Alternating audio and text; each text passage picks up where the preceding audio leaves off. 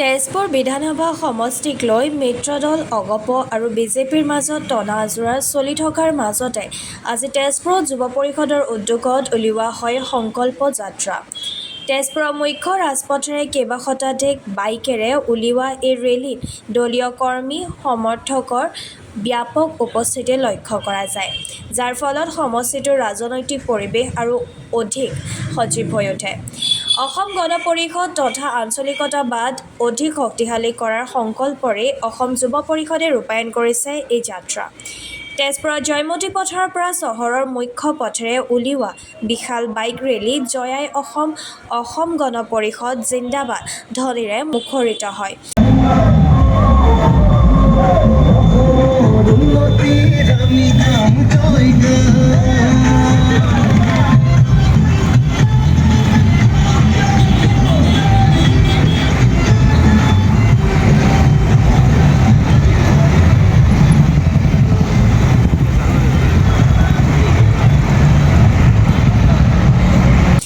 আজিৰ এই কাৰ্যসূচীত অসম যুৱ পৰিষদৰ কেন্দ্ৰীয় সভাপতি জিতু বৰগোহাঁই, কাৰ্যকৰী সভাপতি ঋষিকেশ শৰ্মাৰ লগতে অগপ নেতা তথা ভাতৃ সংগঠনটোৰ বিভিন্ন সাংগঠনিক স্তৰৰ বিষয়ববীয়াই অংশগ্ৰহণ কৰে।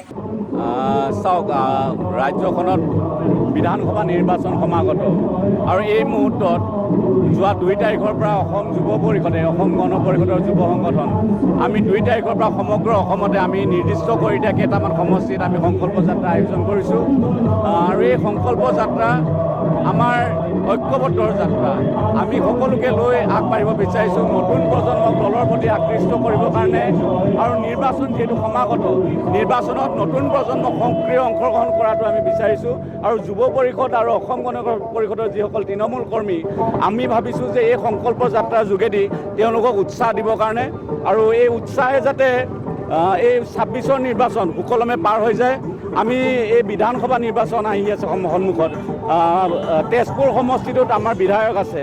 আমি পুনৰবাৰ এই সমষ্টিটো বিচাৰিছোঁ আৰু এই সংকল্প লৈ আমি আগবাঢ়িছোঁ যে এই সমষ্টিটোত পুনৰবাৰ অসম গণ পৰিষদৰ যি প্ৰাৰ্থী থাকিব, তেওঁ যাতে ইয়াত বিপুল উৎসাহেৰে ইয়াৰ পৰা জয়ী হ'ব পাৰে, তাৰ কাৰণে আমি সংকল্প লৈছোঁ। সংকল্প এটাই, সুৰক্ষিত অসম, বিকশিত অসম। আৰু এই সুৰক্ষিত অসম আৰু বিকশিত অসমত যি NDAৰ মিত্ৰজোঁটে 2026ত পুনৰাই চৰকাৰ গঠন কৰিব, তাৰ বাবে আমি আকৌ এবাৰ সংকল্প লৈছোঁ। আৰু তেজপুৰ আঞ্চলিকতাবাদৰ দুৰ্গ, জাতীয়তাবাদৰ ভেটি, গতিকে এই তেজপুৰত আজি এই সংকল্প যাত্ৰা বাইক ৰেলীৰে পুনৰ ৰাইজৰ মাজত এক জাগৰণ সৃষ্টি কৰা আৰু সংকল্প গ্ৰহণ কৰা যে আমি NDAৰ বিকাশৰ অনিৰুদ্ধ যাত্ৰাৰ তেজপুৰ অংশীদাৰ হ'ম। যাত্ৰা সংকল্প লোৱা হৈছে যে ঐতিহ্যমণ্ডিত তেজপুৰ সমষ্টিত অসম গণ পৰিষদৰ যি অভেদ্য দুৰ্গ, অসম গণ পৰিষদৰ যি ৰাজনৈতিক ইতিহাস, সেই সোণালী ইতিহাস পুনৰবাৰ আমি দোহাৰিবলৈ ওলাইছোঁ। তেজপুৰ সমষ্টিত অসম গণ পৰিষদৰ দুৰ্গ অক্ষুণ্ণ আছে। আজি ৰাইজৰ স্বতঃস্ফূৰ্ত অংশগ্ৰহণে এই কথা প্ৰমাণ কৰিছে। বহু সময়ত ৰাজনৈতিক মহলত এটা প্ৰশ্ন হৈছে যে তেজপুৰত অসম গণ পৰিষদ দুৰ্বল হৈছে নেকি। এইটো আজিৰ সংকল্প যাত্ৰাৰ পিছৰ পৰা তেজপুৰৰ মানুহৰ মনৰ এই প্ৰশ্ন আঁতৰি যাব, কোনো দ্বিধা নাথাকে। তেজপুৰত অসম গণ পৰিষদৰ ভেটিত সুদৃঢ় হৈ আছে আৰু সুদৃঢ় হৈ থাকিব। তেজপুৰত সংকল্প যাত্ৰা আমাৰ অসম যুৱ পৰিষদে গোটেই অসমতে কৰিছে। আৰু তেজপুৰ সমষ্টিটো আমাৰ ঐতিহাসিক সমষ্টি। আমি 85ৰ পৰা অসম গণ পৰিষদে জিকি আছোঁ।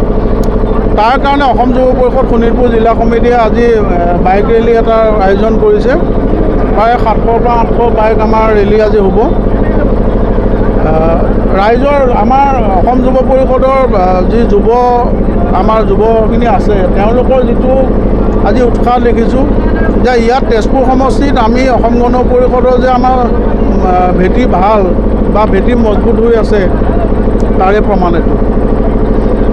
আৰু আমাৰ তেজপুৰ সমষ্টিত আমাৰ বিশ্বাস আছে যে তেজপুৰ সমষ্টিত আমাৰ অসম গণ পৰিষদৰ চিট থাকিবই। ধন্যবাদ।